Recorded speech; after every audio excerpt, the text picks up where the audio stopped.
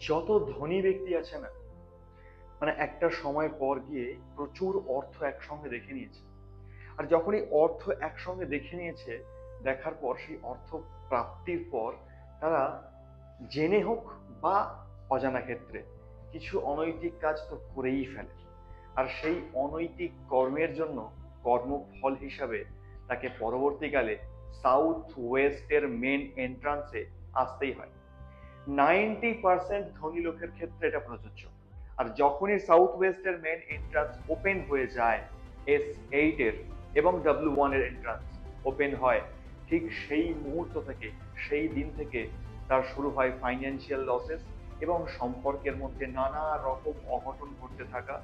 মানে যাকে বলে নানা রকম দুর্ভোগের মধ্যে দিয়ে একটা জীবনযাত্রা তার ওই দিন থেকে শুরু হলো, যেদিন তার সাউথ ওয়েস্টের এন্ট্রান্স ওপেন হলো।